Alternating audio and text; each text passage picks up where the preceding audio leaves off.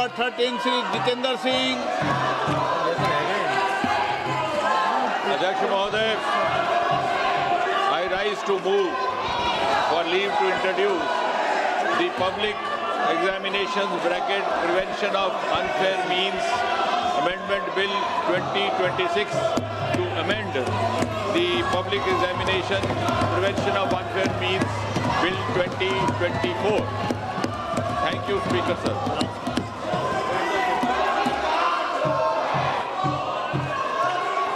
आप इस पर विरोध करना चाहते हैं?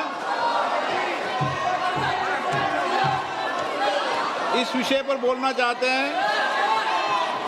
सोगत राय जी, एन.के. प्रेमचंदन जी, मनीष तिवारी जी, मणिकम टेगोर जी, विजय कुमार के काव्या। मान्य सदस्यगण, जो भी मान्य सदस्य इस विधेयक पर बोलना चाहते हैं, प्रश्न ये कि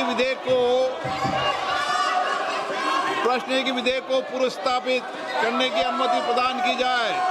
जो सदस्य इसके पक्ष में हाँ गए, जो सदस्य विरोध में ना गए,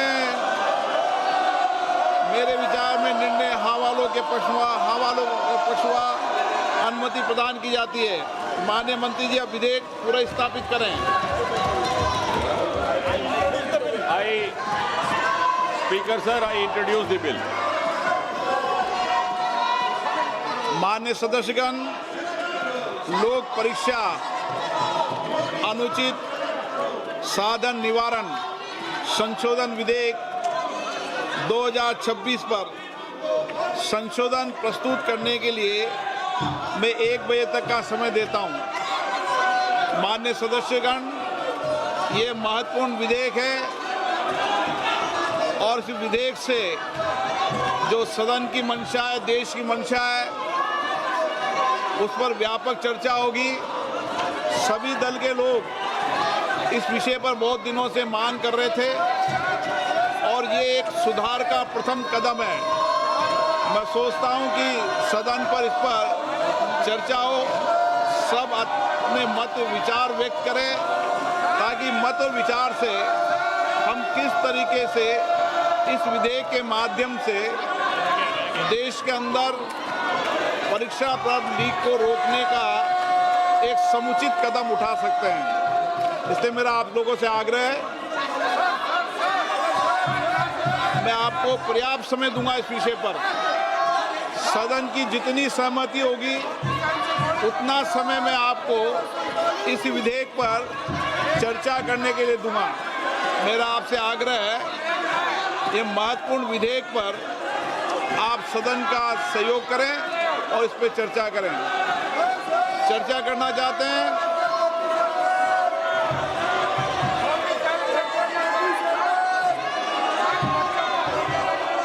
आप बहुत दिनों से मांग कर रहे थे जिन विषयों पर, उसके विषय पर चर्चा है आज।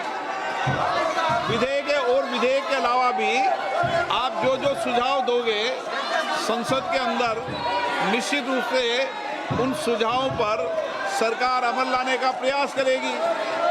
यही लोकतंत्र है, सबके मत, सबके विचार आए, और लोकतंत्र की यही प्रक्रिया में मैं सदन से अपेक्षा करता हूं कि आप नारेबाजी तख्तियों की जगह चर्चा करें, संवाद करें, अपने मत और विचारों को रखें।